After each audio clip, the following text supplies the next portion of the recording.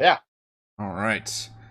Hello and welcome to Frostside Chat, our weekly live stream post-session discussion. We talk about what just happened during D&D. This is the chat for session 14. So if you haven't watched that session yet, please go do that now because there will be spoilers. I am your Dungeon Master, Eric. Joining me is Valraven's player, Chris. Hello. Edmund's player, Raymond. Oh. Bit of a sausage fest tonight it kind of turned into. Yeah. Dude. The ladies got pulled off by the babies. Yeah. The baby aggro. So this is a really tough area to prep. I can imagine. So first off, there's a lot of moving parts, and it's not a traditional dungeon. No, it's not, and I think you're faced with sort of a problem that I've encountered a number of times, where a dungeon can be too like. I don't know if it's big and daunting, or if it's just like the situation you're in doesn't feel like it's conducive to exploration, so you don't want to move. Mm-hmm.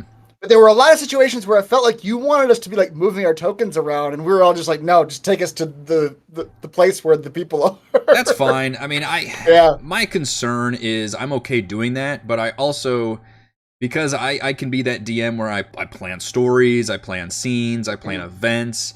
I'm like, all right, this happens, when they trigger this scene, that happens this scene. But then I realize, like, it's me leading you by the hand too much at some point. Like, it's just it's forcing things to happen in a certain way, which is, a trap that DMs can fall into. So partly that's me, like, yes, I have all these things planned, but it's also partly like, hey, what do you guys want to do? Where do you want to go? You see all these things. And I'm trying to give you those options by, loosening the leash a bit, I guess, as it were. At the same time, this is not the most friendly map to explore in, and you're correct, it's not the easiest. It's not a traditional dungeon crawl. You're just wandering around, like you're followed by a guard. Like, it just kind of depends on how, what the things you wanted to say, or that, if you guys wanted to fuck off to that. Like, I thought, okay, maybe they're gonna, I even not suggested, but mentioned the fact that, hey, there's that other room. If you just want to let this guard lead you, you could have gone to the room, let that one guard into that room, close the door, and then just take him out in a surprise round.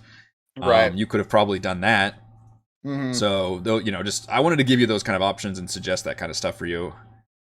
So yeah, that's I think at this point now it's sort of like, okay, now it's a dungeon that we can explore, right? Because now we've like, all right, we've got enough, like, I don't know, leash room to where like we don't have we're taking care of the guards that are surrounding us. But in the beginning, it was very much like, I don't even want to move because I don't know, like, like, what rooms am I allowed to go in with, like, the people that I'm surrounded by or not? Yeah. I'm very glad you talked to Avarice. That was, like, the one thing I needed to have happen is, like, I have this very important dialogue scene with Avarice that they really need to talk to her at some point before they really go off and do things.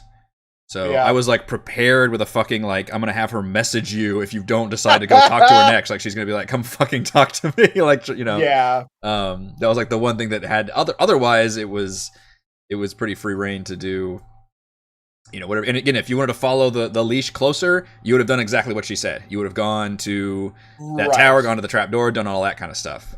So you guys kind of went off leash in the end. Yeah. Which we still may do what you suggested. It's just, I still can't talk too much about my plans here. Yeah, there's still stuff coming up. Yeah. So, explain to me, because I think I just misinterpreted last week then. Yeah. And I said this a little bit during the session. Like, the impression that I got, maybe it was just my misinterpreting, was that, like, this Kadarath was like a good dude who was like looking out for people who were like Shardlin, who were being corrupted by the Shardlin. He was like curing them and bringing them in. You're not wrong. But she said I was wrong, and I was confused. Well, now the question is, who do you believe? I guess she could have been lying, right? But maybe. But my insights check said he wasn't lying. So he wasn't lying about caring about his people. He was genuinely trying to help people that were afflicted by Shardlin and watch over them and all that. That was like the insight check that you were trying to suss out, and all that is true. And the one thing that you sensed on him is that he wasn't being truthful about the speaker situation. And whenever he talked about it, he was like, let's just drop it and all that. And you're like, okay, that's fine. Mm-hmm. So that was, and again, you can go back. I try to remember that as well because I was like, I need to be very careful about how he's interacting with Kadroth during the scene. Inside is dangerous that way. It's like, you don't necessarily like, oh, all this information. It's like, all right, what are you rolling Insight about, and then I can tell you that information. And you kind of have to weirdly adjudicate based on the roll too. It's like, here's how much, and maybe even I lie to you if your Insight roll is bad, for example. Right. Like, here's the impression you get, which it may be wrong. Yeah. Yeah, I was trying to be careful and consistent about that, and I thought it was delightful that you fell for him so hard. Yeah, maybe we didn't ask the right questions. Like, I'm not sure what the right questions. Like, what I guess what. If you had pressed him, maybe about the speaker, then his attitude might have changed. Yeah. Or if Edmund had maybe like what his intentions were for the town itself. Sure. Because maybe it's just like he's just like mono focused on his own people and their well-being. Against everyone else's. Mm-hmm. My guess, I wasn't there, but he told you all the things Robin wanted to hear, and so you're like, okay. Yeah. I mean, he was. Yeah. Again, I really. I'm glad you talked about how it's like I thought he was a bad, good person. It's like he's a complicated person. Like, that's the truth of it. Like, I'm trying to make him a multifaceted. Like, he does genuinely care about his people. Magneto cared about his people. That's, that's kind of where I'm coming from here. Like, it doesn't, you might have some bad qualities or some kind of justify the means, justify the ends kind of a thing, or. So here's where I'm trying to remember, and I think this is where I got off track, is where I was trying to suss out, him being a peaceful person. I guess that was the line for me. Was like, because he was implying that it was Avarice was trying to get the team or the cult into a violent methodology. Mm-hmm. So that was where my line was drawn. Like, all right, well, he's the peaceful one. He's trying to bring people in and to do things peacefully, and she's trying to achieve her means through violence. So immediately, back to your analogy, I immediately assigned Professor X, Magneto to those two. Yeah, but is that true? Like, I guess maybe I was wrong about that. I don't think we rolled Insight on that particularly. Okay. On how he was, with others, I guess outside of his group. Yeah. But you can now that you've talked to Avarice, I will say that the way her plans differ from his is that she has no interest in playing politics. She doesn't want to sit here in this castle and provoke the ire of the town and keep the speaker, as she calls it, under house arrest. Like, she doesn't want to do any of that. She wants to just take these people and fuck off out of here. Versus he is very much he's in the speaker's office. Like, he is. Right, he's taken over. He's taken over from what you can tell. Which, it kind of comes down, And she was confident. She's like, yeah, go talk to the speaker. He'll confirm everything I said. But she was worried about just, don't turn this place into a bloodbath. Although you guys kind of, you played it very well. And obviously, it's not a bloodbath. It's not a bloodbath. Subduing 3 guards. Yeah. That's it. It's always tricky doing the stealth thing because you wanna reward the players for doing all the right things, but you're also playing a game that involves dice and things could go wrong. And it's like, God, at any point, this is gonna go fucking just belly up with. And there's a reason that stealth games have generally encourage save scumming. Because you can make a mistake and you can always just load it back, 10 seconds D&D earlier. Does not have saves coming. And D&D does not have that. Yeah, so, it just has branching paths.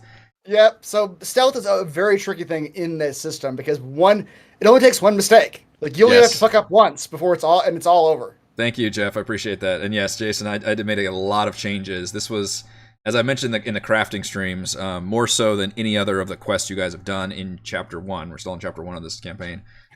This one I heavily changed. Once we finish with it, I can even talk about that in a Frostside chat, but I have very heavily modded things around. And obviously a lot of that has to do with the fact that my players have backstories and secrets that involve different people here and stuff. So, this one, and that's one reason why it makes it a lot harder to plan, because the other ones I was going a lot of from the book, and then I'll add a trap here, change monsters, but I'm keeping the general flow in the story, and this one is very heavily adjusted and changed. Yeah. From what it was in the book. So fun fact. Go ahead. Sorry, go ahead.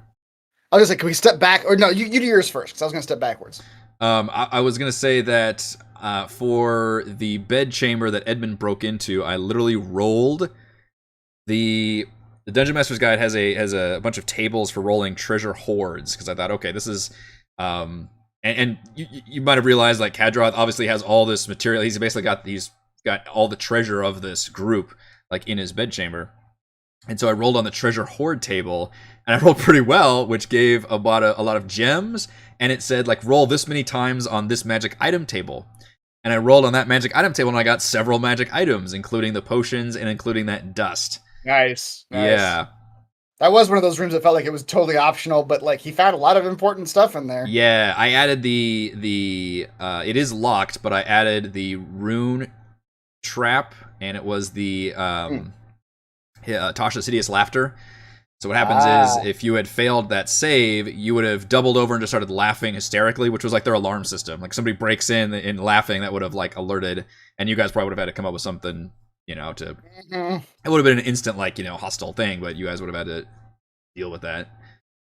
So yeah, I the plan was to always have his notes in there for how he makes Chardalyn weapons, because I thought that's a cool part of... we kind of realized this is kind of what Edmund's backstory involves, is the Chardalyn stuff.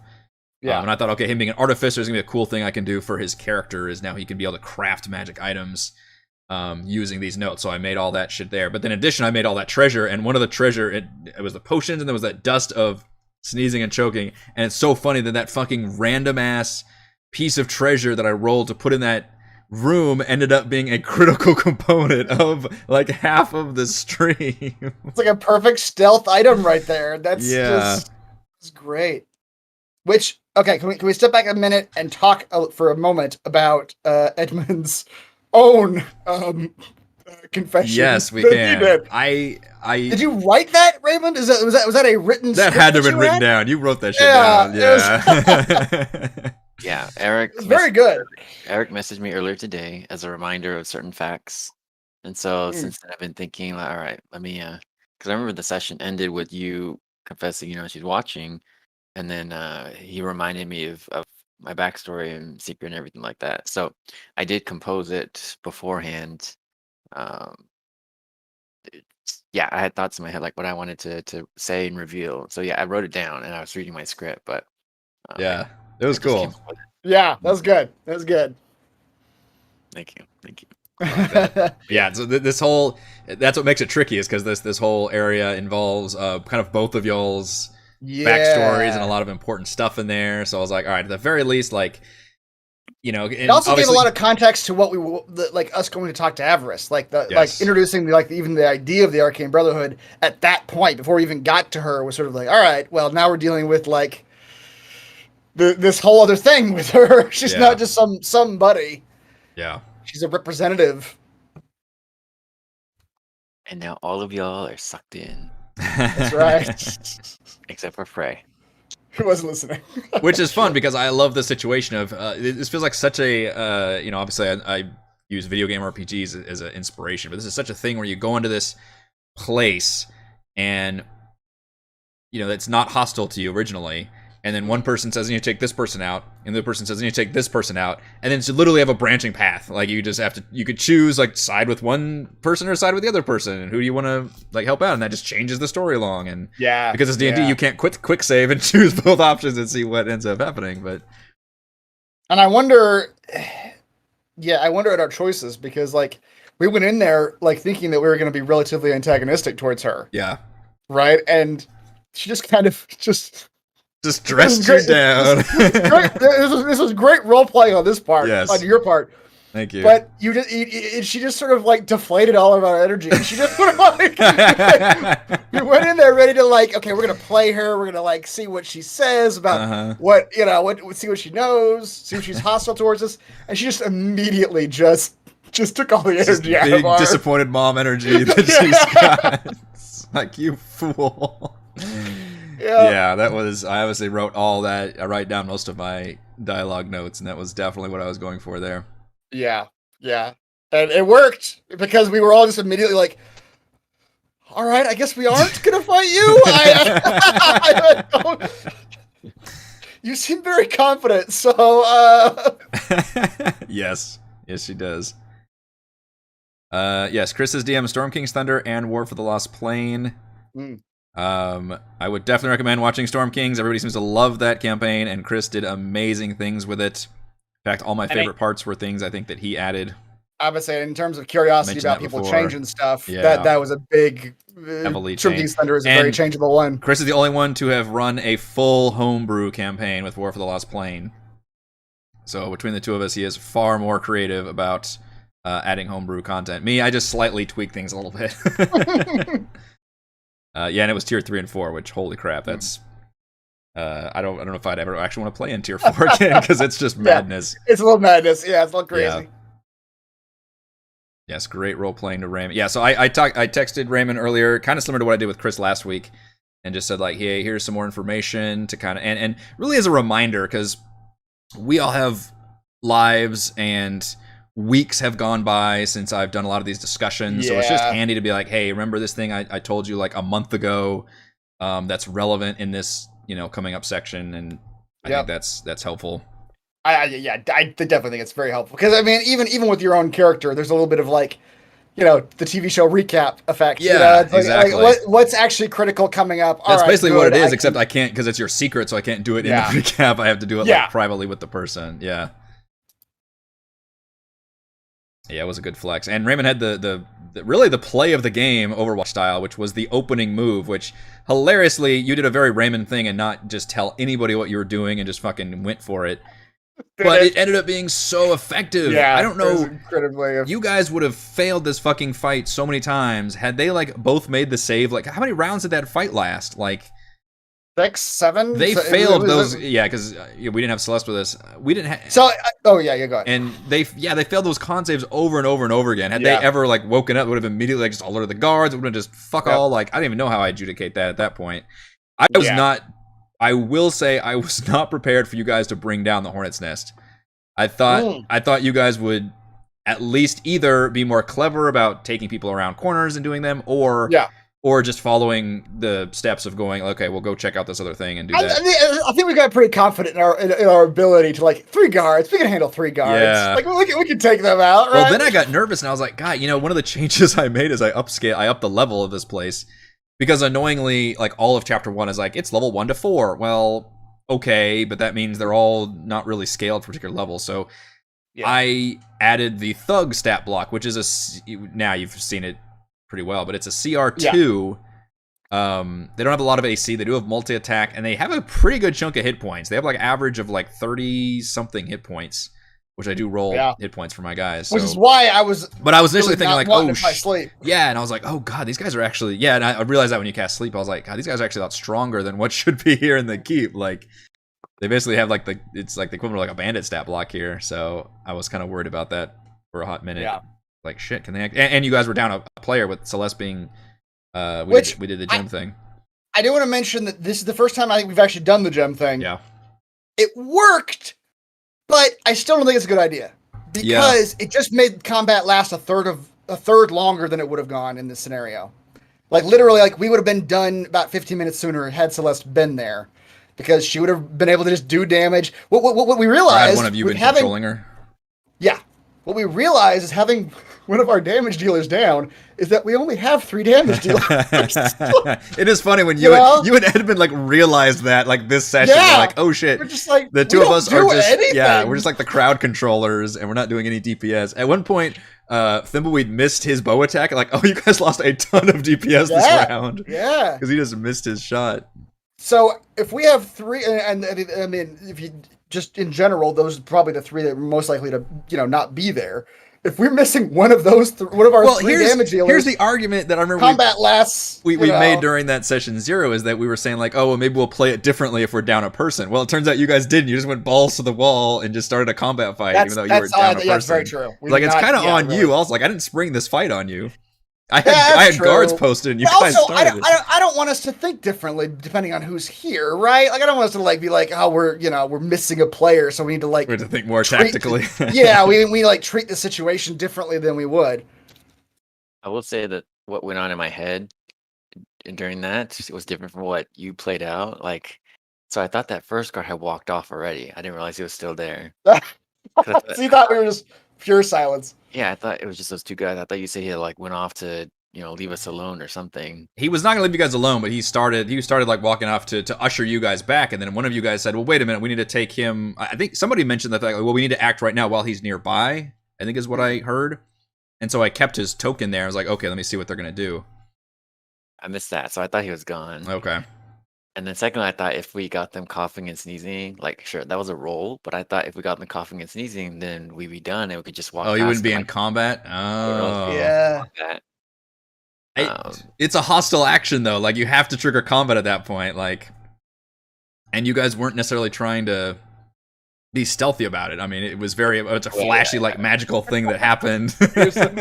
Here's some dust. Yeah. I guess if like hey, they're incapacitated, we can just walk past them. I think if you had tried to do something like, hey, let me walk over there and then produce that, try to be more stealthy about it and convey that a little better, I probably would have allowed you to get it off.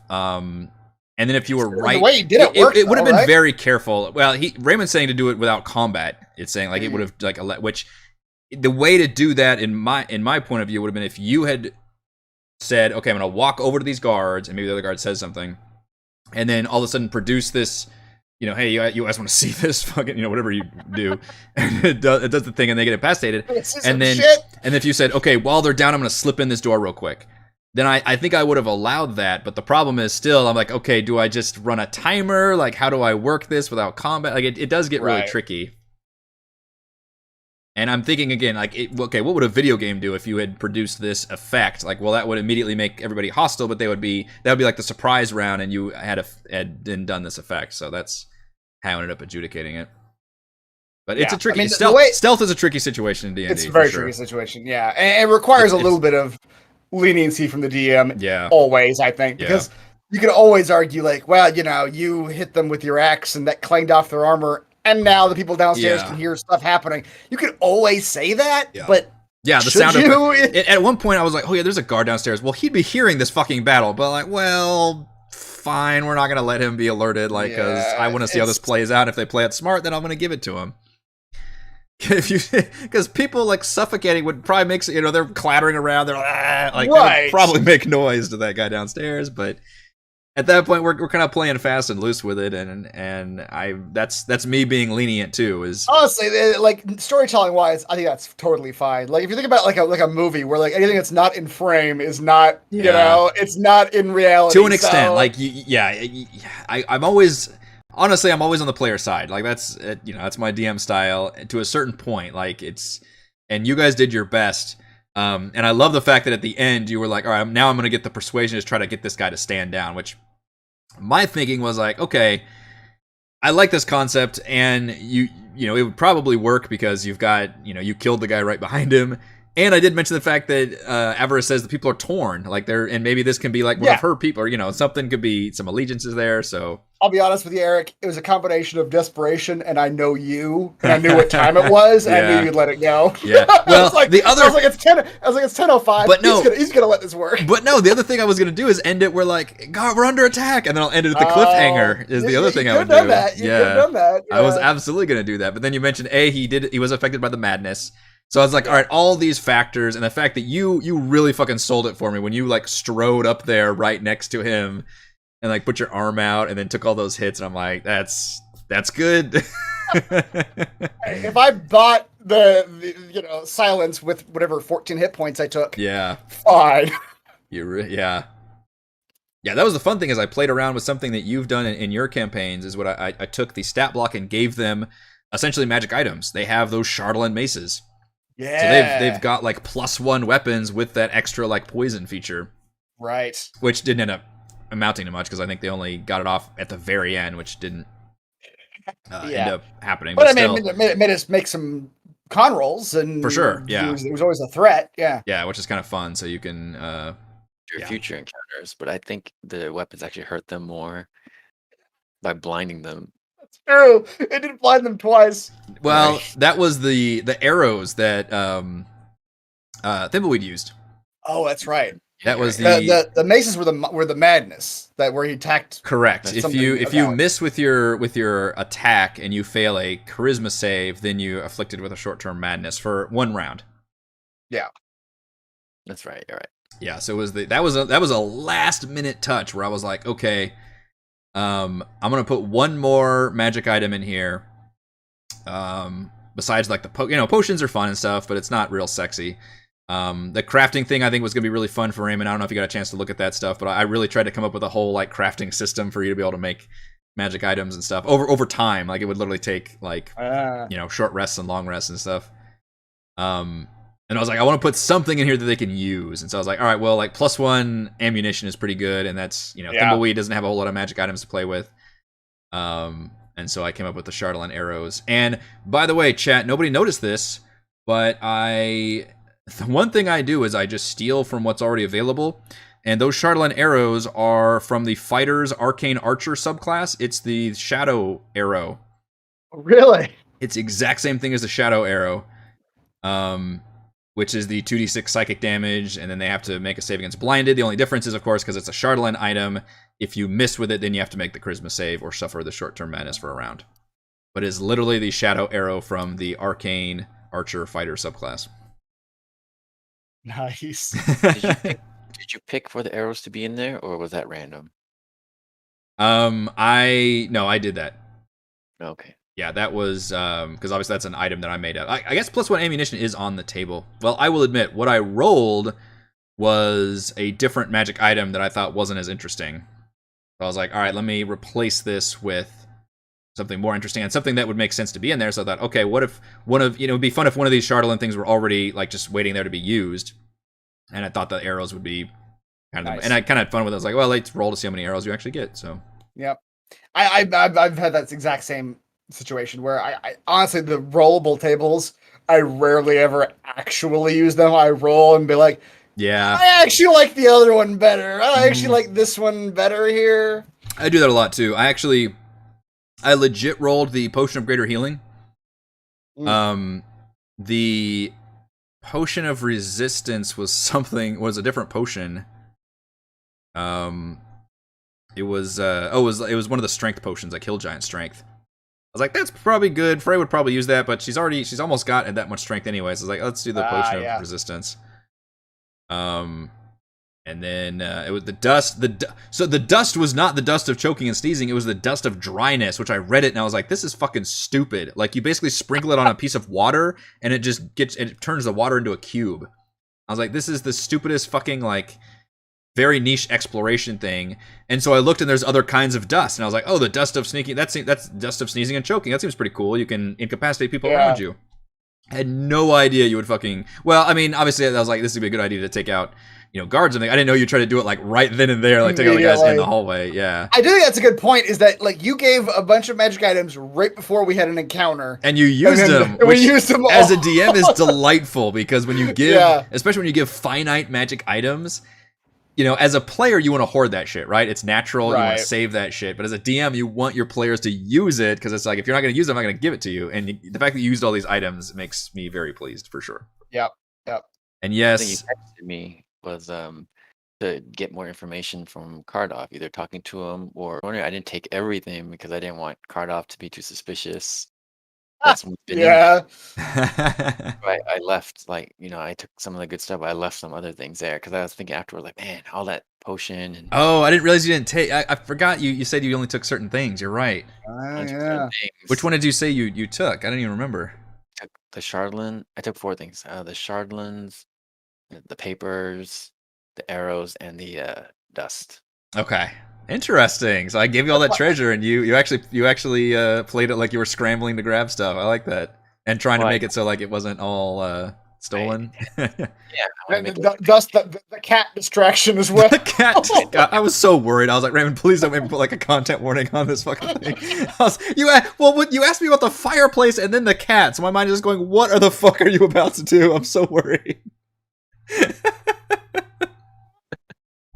Oh, God. Okay, I will tell you. At one point, I was like, "Let me just light this room on fire." Yeah, that's right. Yeah, you were like, "Is this castle made of stone?" Yeah, yes, it is.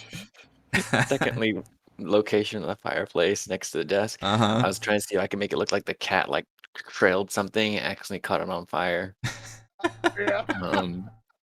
And that didn't seem likely, so I'm like, all right, let me just poison this cat. Let me poison the cat was plan C. Yeah, exactly. And make it puke. Yeah, that's one thing. If you didn't let the poison work, I was seriously going to take my robotic arm and just gagged. I opened its stat block to like see does it and it does like 1 slashing damage in attacks. I'm like, all right, I'm just gonna adjudicate you take some slashing damage from because cat's gonna be hostile to you. Yep, it's gonna bite you or whatever. But yes, random. The Chardolin crafting system is influenced by Solasta. If you've watched those Let's Plays series I'm doing now, there's a 5e video game, and I really enjoy the crafting system they have in that game. Even though I don't like the fact that like almost every magic item has to be crafted in that game. But they do a similar thing where to make a crafted item, you just have to succeed on a number of checks, and there's no penalty for failing. It just takes you longer to craft the item. So literally it'd be like, hey, you have to make 20 successful skill checks, and each check takes an hour.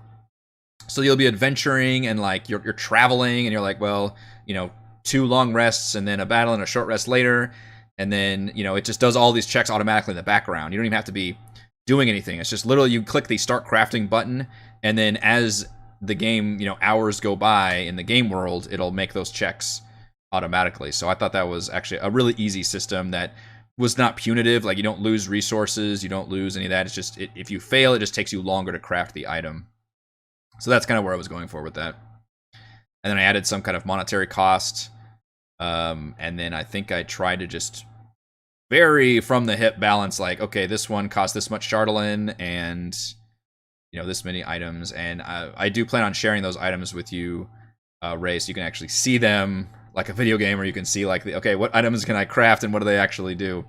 I will say they all have that same kind of negative trait, which is if the thing goes wrong, then you have to make that charisma save or suffer a short-term madness. But that's kind of the trade that you make for being able to craft what hopefully are going to be pretty decent magic items. As you can see, I think the arrows ended up being pretty badass. So yeah, they did. They worked really well. Yeah, I've got some other options planned. So I do like making magic items. I'm not. Chris likes making monsters. I'm not a big fan of homebrewing monsters. The balance seems really tricky for me. I just think there's so many monsters out there that I would rather take a monster and maybe slightly retheme it or give it different spells or abilities. But I love making magic items. I love doing that. A lot of the magic items in Tomb were custom made, especially if they're made for those players. And in this case, every single one of Jason's question. Yeah. Jason asked, like, do you ever craft or pick magic items based on the players? And absolutely. Mm-hmm. Like, right? Like you don't ever like. Yeah. If you got a team that does not have a barbarian, you're not a two-handed axe is probably not going to be an item that you put in. That's something you learn as a DM for sure. Like when we first played Fandelver, I remember there was a moment where you guys found some kind of armor that nobody used. Like, oh well, I guess this looks cool, but nobody's going to use it. And as a DM, you think, oh crap. Yeah. So you learn pretty quickly, like there's no point like going by the book or going by the text if nobody can use that magic item. Like it's just not fun. So you've replaced that with something, that they can use. So it's not necessarily something that you know that they're gonna like love and want, but just something that they can use. Right, like in some items, like they only attunement by a wizard. You don't have a wizard in your party, like don't fucking do that item. Yeah, like do something else or make it open it up to something else. Yep. And yes, I agree, Random. The story and quests in Solasta are very iffy to the point where they're kind of bad. But the combat is very good. If you like 5e combat, it does 5e combat very, very well.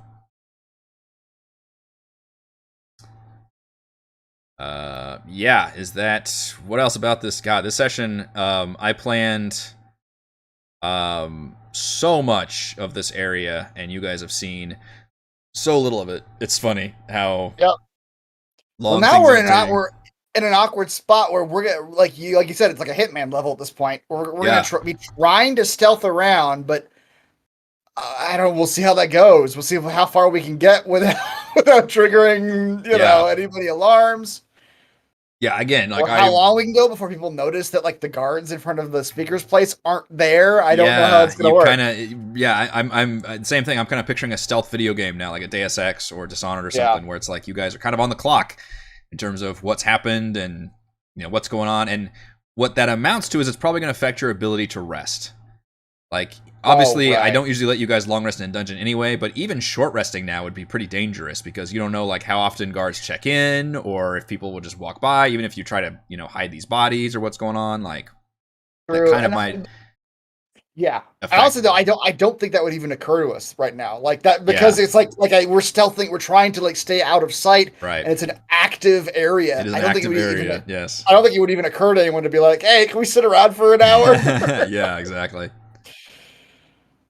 Yeah, so it's I mean I'm pleased so far. I think you guys played it very well. I think the real MVP was the dust of sneezing and choking. Just because definitely the play of the game. That was the play of the game. Yeah, I mean to go balls to the wall, just like I'm not gonna tell anybody. I'm just gonna fucking do this attack, which I love. I love you for that, Raymond. Ended up being so fucking effective on these guys. Their best stat is Constitution, and they just failed miserably so many times. And you guys needed that because by the time you got around to them, like they were still getting affected by it. I loved your use of command. Now that I know what, shut them down. Yeah, command was that worked well. And now knowing what their HP was, my sleep was never going to work on them. Like I felt bad about that. That was Chris, never going to be. He had 18 hit points left. Oh shit! Yeah, I knew it was. I mean, the first guy we killed, I was trying to like tally up. It was like somewhere in the mid-30s, right? Exactly. I can tell you, he took that one shot, and he had. God, I rolled really good for hit points on these guys. He had 41 hit points. Okay. I was guessing mid-30s, but when I guessed mid-30s, I was like, all right. Yeah. Even if we get him down to half life, my average roll on a sleep is about 15. 16. I really thought about fudging that one too. I was like, it's so close. I could fudge it because the one thing they don't know is hit points. Right. But I ended up not giving it to you because I was like, you rolled so bad on that sleep roll. Yeah. Well, you gave it to me on the persuasion check right afterwards. I did. So as long as we didn't get the whole place called on us, I was happy. Yeah, you guys, and you guys did everything well because they rolled so bad on all their con saves. But like I said, it's an active zone. You got to be smart about it, and ultimately, like I said, I'm on your side. If you guys, play it smart, which. You guys have an interesting combination of going fast and loose and then immediately playing things smart again. So see how that works out. Bursts of creativity. Then we got to reel in and be like, all right, well, how do I handle the consequences now? Yeah, and I have no idea how long this area is going to last. That's been the most difficult thing to try to anticipate for all these different dungeons and missions. I also would have been curious to see how tonight's session would have gone if. Specifically, Frey had been here for the entire time. I feel like things might have gone slightly different had she actually been present and acting on her impulses. It's a tricky thing to do when players are missing for sure, especially if you got characters who would act a certain way. And it's also tricky if you're like, do I role play as that character or do we just follow the group's orders at that moment? Yeah. Which is why the gem thing just kind of takes that option out of the out of the equation, but I do get that combat-wise it hurts your balance.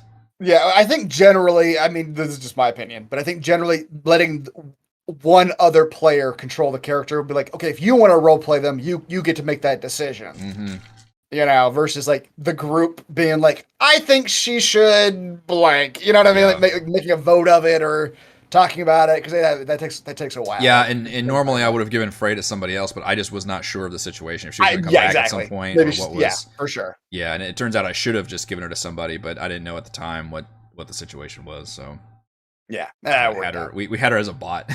That's right. I think I did all right. Yeah. All right, I think that will do it for this week's Frostside chat. Thank you to Chris and Raymond. Thank you to all the fans for watching, and we will see you next week. See you next week, folks.